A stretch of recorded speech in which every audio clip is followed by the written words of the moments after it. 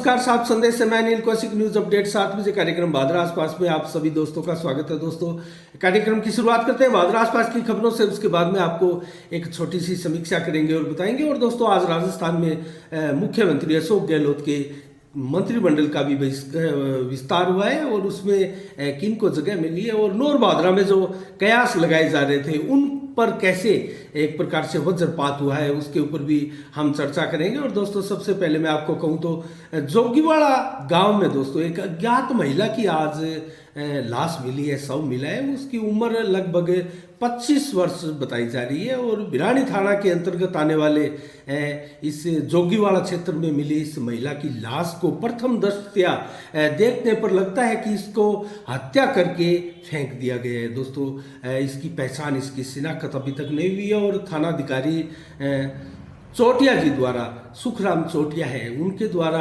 WhatsApp ग्रुपों में भी डाला गया है कि किसी तरह से इस महिला की पहचान हो जाए। तो उनकी निशानियां जो है दोस्तों, लाल रंग के सलवार में ये महिलाएं थी और गुलाबी स्वेटर भी पहना था और पाँव में दोस्तों नीले रंग के स्पोर्ट्स शूज पहन रखे थे। और इसके अलावा दोस्तों, हाथों में सुनहरी रंग की लाख की चूड़ियाँ भी है और गले में एक लाल रंग का डोरा भी। हम पहचान इसलिए बता रहे हैं दोस्तों, अगर हम आपको जो समाचार बता रहे हैं उसका अगर आपके आसपास कहीं इस प्रकार की महिला के गुमशुदगी की रिपोर्ट कहीं दर्ज है तो आप सूचना देकर भिरानी थाना में ये मर्ग दर्ज है तो वहाँ से पता कर सकते हैं।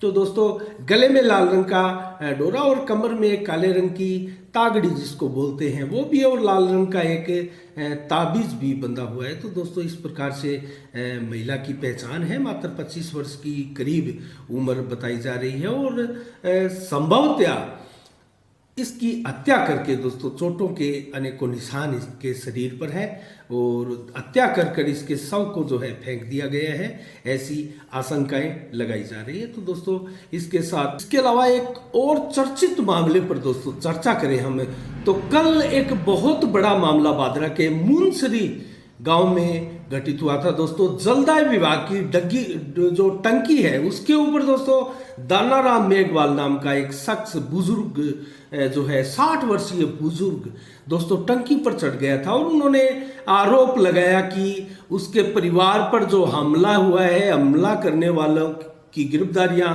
जल्द से जल्द और उनके खेत से जबरन जो रास्ता निकाला जा रहा है वो भी तत्काल प्रभाव से बंद हो। तो दोस्तों, ये मामला जो है वो खेत में से निकाले गए रास्ते को लेकर, उसके विवाद को लेकर उपजा हुआ दिखाई देता है। और दोस्तों, जब जलदाय विभाग की टंकी पर दानाराम मेघवाल कर चढ़े तो उसके बाद में पूरे क्षेत्र में एक सनसनीसी दौड़ पड़ी और दोस्तों इस प्रकार से एक दलित के इस प्रकार से प्रताड़ित होने पर, और दोस्तों इन्होंने जो आरोप लगाए हैं वो लगाए हैं विधायक बलवान पूनिया के नजदीकियों पर, उनको प्रभावशाली बताते हुए दोस्तों आरोप लगाया कि जबरन जो है मेरे खेत से रास्ता निकाल लिया गया है जो कि तत्काल प्रभाव से बंद हो। दोस्तों, मैं आपको अगर डिटेल से इसकी मामले की तय तक जाए तो बताएं तो आपको मुनसरी गांव के 4 MSR हनुमान मंदिर के करीब लगभग 13 बीघा भूमि है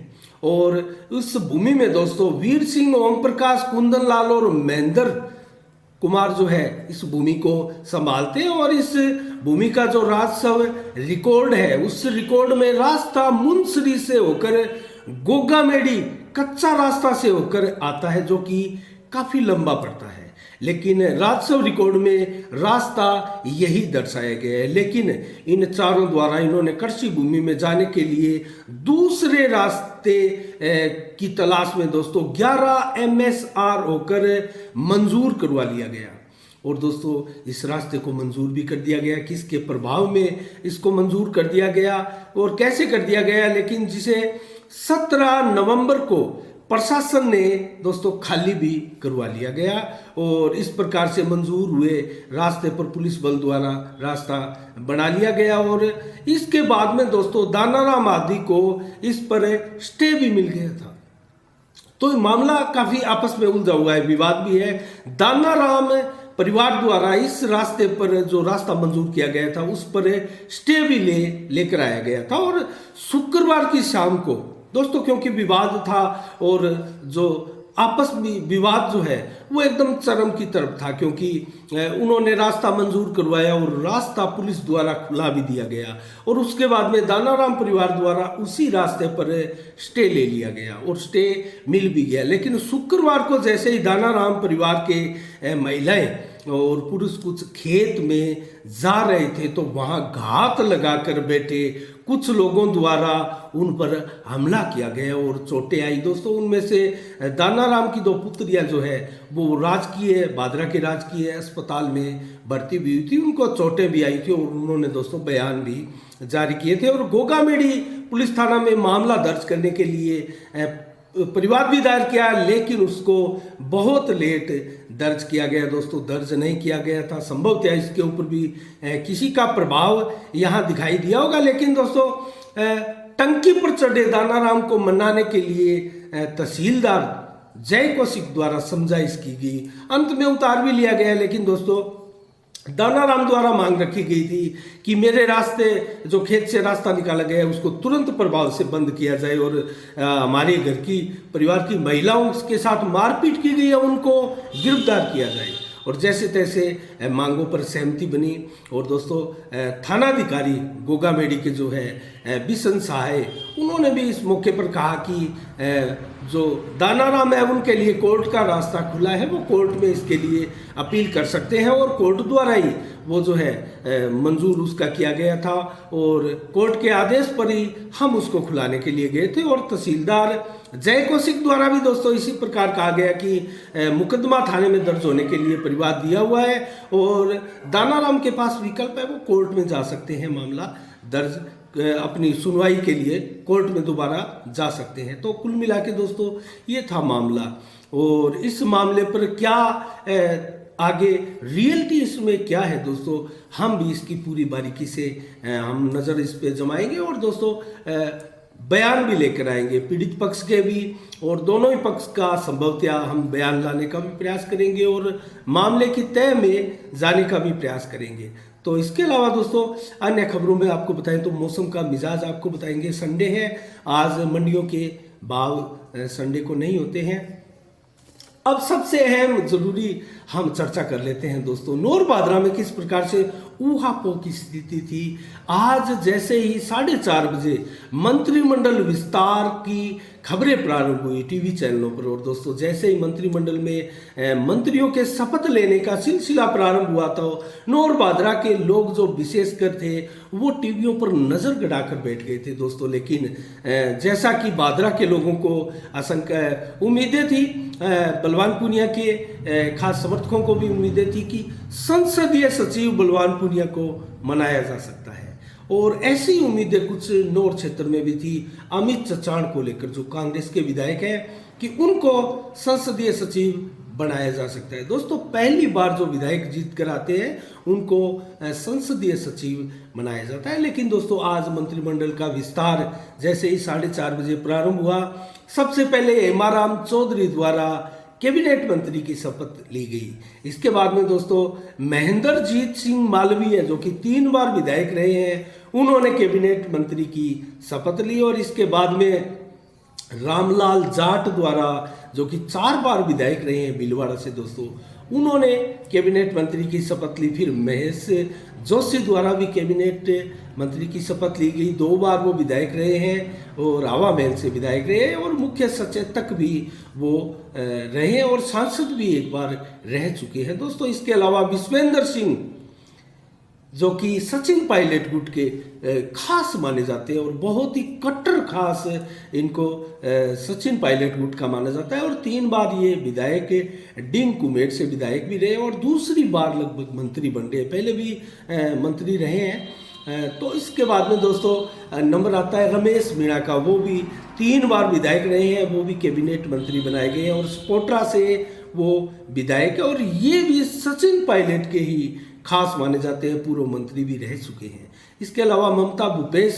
को भी कैबिनेट मंत्री की शपथ दिलाई गई है और सिकराय सीट से वो पूर्व विधायक रही है, पूर्व मंत्री भी रही है दोस्तों। भजनलाल जाटव दूसरी बार विधायक बने हैं और पूर्व मंत्री भी रह चुके हैं, पहली बार ही वो मंत्री बन गए थे और वेर भुसावर सीट से वो विधायक है दोस्तों, दूसरी बार चुनकर आए। और टिक्का राम जूली, उनको भी कैबिनेट मंत्री बनाया गया, जो कि अलवर ग्रामीण सीट से विधायक बनकर आए हैं और पूर्व भी मंत्री रह चुके हैं पहले भी। और इसके अलावा गोविंद राम मेघवाल दोस्तों, इनको भी कैबिनेट मंत्री का दर्जा दिया गया है, जो कि उपाध्यक्ष भी रह चुके हैं प्रदेश के राजस्थान के कांग्रेस के दोस्तों। तो ये भी एक बड़ा चेहरा है। और अगर इनके बारे में कहा जाए तो ये अशोक गहलोत के बहुत नज़दीकी है। और शकुंतला रावत, जो कि गुज्जर नेता के रूप में राजस्थान में विख्यात है दोस्तों, 2 बार विधायक रह चुकी है और बानसूर सीट से वो विधायक है, उनको भी कैबिनेट मंत्री बनाया गया है। और 11 ये जो कैबिनेट मंत्री बनाए गए, इनके अलावा 4 राज्य मंत्री भी बनाए गए हैं। ब्रजेंद्र ओला राज्य मंत्री बनाए गए हैं। सचिन पायलट के खास है दोस्तों, ये पूर्व मंत्री भी रह चुके हैं। इसके अलावा मुरारी लाल मीणा भी सचिन पायलट के खास है, इनको भी राज्य मंत्री बनाया गया है। और ये 3 बार दौसा सीट से विधायक रहे हैं, पूर्व मंत्री भी रह चुके हैं। और राजेंद्र सिंह गुड्डा, जो कि 2 बार विधायक रहे हैं, झुंझुनू उदयपुर वाटी से विधायक है। और दोस्तों बसपा की सीट से ये जीते थे। और बसपा के मैं आपको बताऊं तो 6 विधायक कांग्रेस में शामिल हुए थे दोस्तों, लेकिन उन 6 में से मात्र 1 राजेंद्र सिंह गुड्डा को ही मंत्री बनाया गया है। इसके अलावा जाहिदा खान, जो कि 2 बार कामा भरतपुर से विधायक रही हैं, उनको भी राज्य मंत्री का पद दिया गया है दोस्तों। तो 11 कैबिनेट मंत्री बनाए गए, 4 राज्य मंत्री बनाए गए, इनमें से 3 ये महिला मंत्री बनी है, जबकि 4 दलित मंत्री भी बनाए गए। और इस बार दोस्तों जाट समाज से, जाट वर्ग से भी अच्छे खासे मंत्रियों की संख्या हो गई है। आज 4:30 बजे कार्यक्रम प्रारंभ हुआ था और दोस्तों लगभग आधा घंटा में ही सारी प्रक्रियाएं पूर्ण हो चुकी थी। और जो बयान निकल कर आए दोस्तों, उससे अगर अंदाजा लगाए तो प्रियंका गांधी की सबसे ज्यादा भूमिका रही है आज मंत्रिमंडल की। ये जो खाका तैयार किया गया है दोस्तों, एक प्रकार से सचिन पायलट अशोक गहलोत का विवाद खत्म किया गया है। और ऐसा दिखाई भी दिया जिस प्रकार से सचिन पायलट ने दोस्तों प्रेस कॉन्फ्रेंस की थी। और उस प्रेस कॉन्फ्रेंस में जिस प्रकार से कांग्रेस में फूट है ही नहीं आदि बयान दिए गए और आगे किस प्रकार से कांग्रेस को मजबूत करना है की बातें कही गई। तो इससे अंदाजा लगाया जाता है कि 5 सचिन पायलट गुट के मंत्री बनाए गए हैं और सचिन पायलट एकदम खुश नजर आ रहे हैं। तो कुल मिला के कांग्रेस का विवाद थमता हुआ नजर आता है। और ये दोस्तों जिस प्रकार से उत्तर प्रदेश सहित 5 प्रदेशों के चुनाव भी हैं, उसको लेकर भी कहीं ना कहीं प्रियंका गांधी का नाम एक प्रकार से इसमें एक सफलतापूर्वक कंप्रोमाइज करवाने के लिए लिया जा रहा है। उसका कहीं ना कहीं बेनिफिट कांग्रेस उत्तर प्रदेश में भी देख रही है कि जो प्रियंका का नाम आगे लिया जा रहा है, उसका बेनिफिट उत्तर प्रदेश में कांग्रेस को हो सकता है। तो दोस्तों ये रही आज की मंत्रिमंडल की आज की जो मंत्री बने हैं 11 कैबिनेट मंत्री और 4 राज्य मंत्री। लेकिन दोस्तों बादरा का जो बलवान पुनिया है चेहरा, वो भी संसदीय सचिव किसी को नहीं बनाया गया और ना ही नौर के अमित चचान को संसदीय सचिव बनाया गया। तो यहाँ जरूर नौर बादरा क्षेत्र में विधायकों के समर्थकों में निराशा व्याप्त रही होगी। लेकिन दोस्तों ये पहली बार जीते हैं, आगे भी इनके पास अवसर है। अगर अच्छा काम करेंगे और लोगों के बीच में बने रहेंगे और कुल मिला के सूझबूझ वाली राजनीति अगर करेंगे, अच्छे राजनीतिक डिसीजन लेंगे, तो दोस्तों फिर भी ये विधायक बन सकते हैं और आगे मंत्री भी बन सकते हैं। तो इसके अलावा दोस्तों अब हम जल्दी से हम आपको बताएंगे मौसम का मिजाज, क्योंकि आज मैं कहूँ तो मंडियों के भाव नहीं है।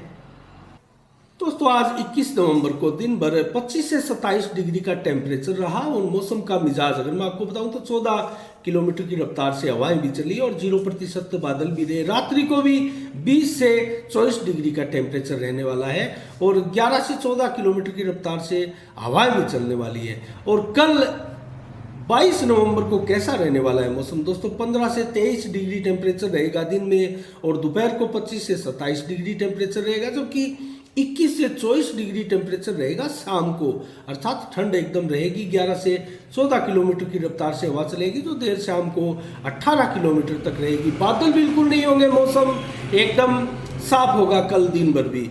और कल रात्रि को भी 16 से 19 डिग्री। दोस्तों पहली बार कल ठंडा दिन होने जा रहा है। अब तक जो दिन थे उससे सबसे ज़्यादा ठंडा दिन संभवतः कल की जो रात है वो ठंडी रात होने जा रही है। 16 से 19 डिग्री तक टेम्परेचर रहने वाला है और 11 किलोमीटर की हवाएं चलेगी। बादल बिल्कुल भी नहीं होंगे, तो रात्रि को भी मौसम बिल्कुल साफ रहने वाला है। लेकिन जिस प्रकार से तूफान के तटीय इलाकों से टकराने की आशंकाएं व्यक्त की जा रही है दोस्तों, आने वाले 1-2 दिनों में जो मौसम है उत्तर भारत में एक बार फिर से बरसात का भी हो सकता है और ठंड बढ़ने वाली है, इसका अंदाजा मौसम विभाग द्वारा भी लगाया जा रहा है। तो दोस्तों आज के 7 बजे के कार्यक्रम में इतना ही।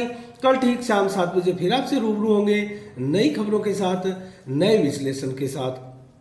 तब तक के लिए दोस्तों आप अपना बहुत बहुत ख्याल रखिएगा, मुझे दीजिएगा इजाजत। साफ संदेश से मैं अनिल कौशिक, नमस्कार, जय भारत, जय जय राजस्थान।